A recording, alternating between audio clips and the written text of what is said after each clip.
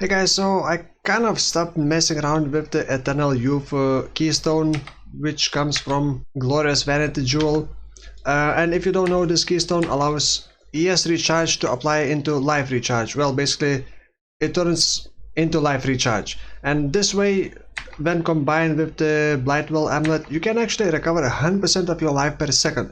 And it doesn't matter how much life you would have. You could have 5,000, you could have 7,000 or 8,000.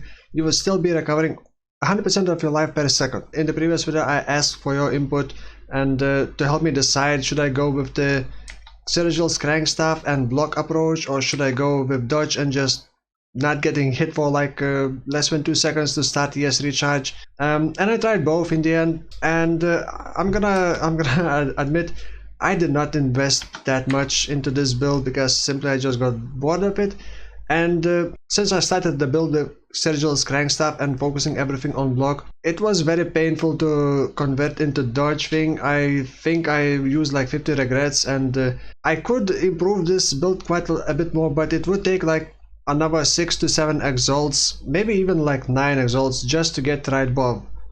But that way, if you really like this build, I mean, you could do that. Also even get Calm's Heart, and you would end up with around 7k life, maybe even more. So the build could become pretty damn tanky. In the end, I just did not like her at all, and the Scorching Ray in general in Delirium is just not good. You don't want to be stopping and channeling and then waiting for damage over time to finish them off. So I think the issue is not really the mechanics, but just the channeling skill is not really good for this league. If it was different league, maybe it could be different story, but I don't know. So in this video I want to talk about two approaches how to get that regen. The second approach with dodge, you're probably not gonna have, well, most likely not gonna have 100% life recovery per second. That's gonna be like 80, maybe 90%, not entirely sure, because with the dodge I was using Soul Strike quiver, which gives 80% faster start of ES recharge rate.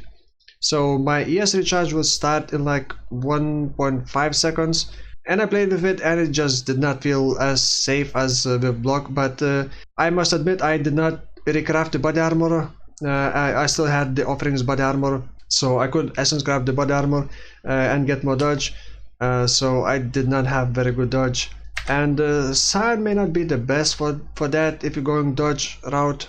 I designed this for block, and for block Scion works better, but for dodge maybe not so much. You can't really get anything great from Scion Ranger or Scion Shadow for this kind of approach. So yeah, if you're gonna go dodge, I'm gonna show items that can be used and other ideas briefly. But if you're gonna do dodge, probably don't go with Scion and maybe go with Trickster. So let's start with block.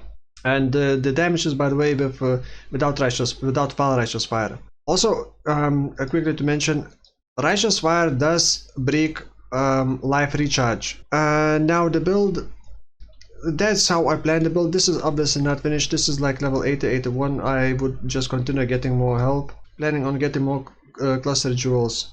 But that's how I planned the block one. Getting this one just for the cold rest. This jewel was placed in here and it would convert Avatar of Fire into Eternal Youth.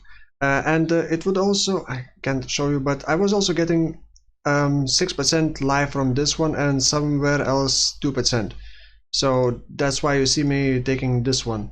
And that's kind of the best place to place it. By the way, it does not reach the elemental overload, so it doesn't disable, but it does reach these sadly, so these are going to be changed, so you're not going to be taking these unless you get something really good. The rest, obviously, I went Scion Necromancer for the Bone Offering because Bone Offering just gives a lot of block and spell block, and then chose to go Chieftain.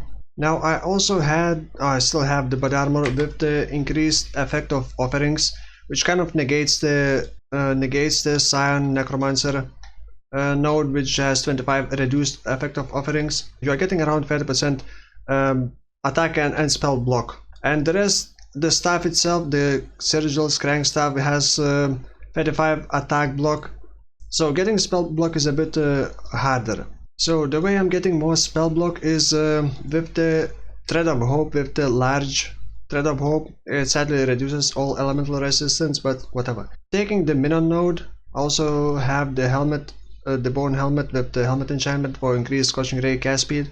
You do want the cast speed for the smoothness, and also taking these nodes for more block and spell block, grabbing this one, also getting this one. You can also get a bit more life up here or down here, and then also more spell block here and here, and the rest is just damage. Obviously Wicked Ward, and then damage, life, and cast speed if you can get, and also obviously the cluster jewel, because that's a new thing and you can get quite a lot of damage, and you want a fire damage over time multiplier in here. It's very efficient to get damage this way. Now for the items, I actually added Stormfire.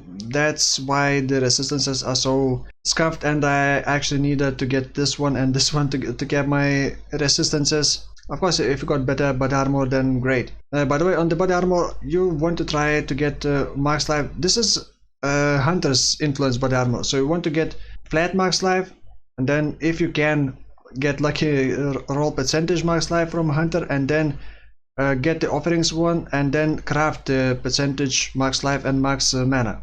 Next, obviously, Blightwell. Blightwell is just amazing. During any flask, you get 400% increased energy shield recharge rate, which is insane if you can proc the Xirgil's crank staff, which is very annoying. 20% chance to proc on block is unreasonable. It should be much higher, maybe 40%, and there's like such a limited ways to start ES recharge. It just either reworked or just buffed. Let's not make this video any longer than it has to be. Let's move on to the dodge approach. And the dodge, so yeah, basically I threw in the cluster jewel from the left side to the right side. Obviously got the dodge. Obviously I refunded from Necromancer because don't need bone offering anymore, and refunded into Assassin. And Assassin doesn't really give anything useful except elusive, and elusive does give dodge. Trickster doesn't really give anything useful for this Scorching Ray, and obviously Saboteur wouldn't give anything useful either. You could also spec into Pathfinder, but you're only getting movement speed and the flask recovery. That's it. There's like nothing else good. Obviously you would want dodge, but you could go Raider, but then you're only getting 4% dodge and movement speed, and that's it. So Scion dodge wouldn't work so well. You do want the Soul Strike because faster start of energy shield recharge rate. Recharge delays 1.3 seconds. This is for level 87, so this is not finished. As you can see, the damage is a bit lower. Wait, is that? Oh, and that is with Valrash's fire. So the damage is much lower. Because obviously the bob is just complete garbage, but actually you can't even get bob like that. I should copy this one. Yeah, as you can see, the bob is complete garbage, but there's nothing else you could get. Okay, if there is an expensive option, like very expensive, you could get +1 to socketed gems, +2 to support gems, and then a normal mod which gives damage over time multiplier. If you want to make your own, it would cost you like 6-7 exalts maybe, depending on how lucky you are. That is of course for 6 link. And after that comes another issue. How do you get 6 or 5 of colors on the pure dex bow? That would be just very painful, and it probably would cost you at least 2 exalts to recolor and get the right colors. You would want at least 5 blues and no wait, at least 4 blues and at least 1 red or 2 reds, because you would probably want to use Empower, and you would still want to use burning damage, because that's a big damage multiplier, which you could replace with Swift Affliction, but you still would need 5 of colors just to see how it would look like. So yeah, it would have to be something like that. +1 to socketed gems, damage over time multiplier, +2 to support gems, which by the way costs 2 exalt to craft. You wouldn't need multi-mod, you just need those 3. And then socket the skill, the Scorching Ray inside the weapon. Then obviously you would get a bit more damage, but even then it's still lower than on the block one.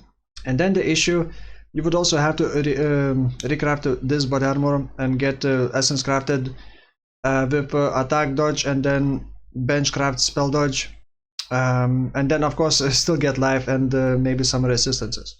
And by the way, elusive is only, you are getting elusive on yeah, you're only getting elusive on kill. So on a single target you wouldn't even have elusive. So even if you use the flask and crafted the body armor, you would have 60-50 dodge, which is fine, I guess. But another option people suggested was to use Mist Wall Shield, but then you would lose Soul Strike, and then you would have to use Brittle Barrier, which gives 20% faster start of ES recharge rate, but it also makes 10% increased damage taken while Energy Shield is full. And if you're playing dodge, you're trying to avoid things, and then something eventually will pass your dodge and pass your block, and will one-shot you if you use a couple of these. But I guess you could also try using Kintsugi. 20% less damage taken if you have not been hit recently. So for the first hit, that would mitigate the Brittle Barrier. Of course, you can also use Val Discipline, but I personally never want to rely on that, because you use it once, even if you self-course with Temp Chain and make it like very long duration. How are you gonna charge it up against Cirrus? You're not gonna charge it up. Kintsugi plus Mist Wall could be a pretty good option, but then again, I did not want to get another 6 link. I don't have currency for that. Get another 6 link, or even then, if you got Kintsugi, it's pure Dex 1, so it would be difficult to get blue sockets. So it has a lot of issues. It's so much simpler and cheaper and easier to build around the block and the Xirgil's crank, but it's also not reliable, and in the end, it's just not worth it. I should have started with it. It's just not worth it. I don't know what else to say. Like, if you wanna, I will include in the description both passive skill trees, but maybe you would enjoy it, or maybe you just can use this Eternal Youth idea and use it for your own CI build maybe. I mean, if you're playing CI, you could get ES recharge rate. Then again, if you're trying to not get hit, what's the point of Eternal Youth then? After you get hit, you're still gonna have to not get hit for like at least 1.5 seconds to start ES recharge. So I don't think that it makes sense to use this at all. And if you're playing dodge, why wait for that 1.5 or 2 seconds? Why not just use Life Flask and recover that life? The block seems more reasonable and more synergistic, because you're taking the damage, you're seeing your HP losing, you blocking and then triggering it and then seeing it recovering. I don't know, it just feels like more suited for standing still and casting and channeling and tanking, I guess, rather than dodge. So yeah, that's a long video. I'm gonna try to edit it, make it shorter, but I already have a next build which is already in map. So the next build is gonna be Charge Dash, either sucking the Herald effects, or maybe Warcries or something else, we'll see. So for now, thank you for watching, and I will see you next time. Bye bye.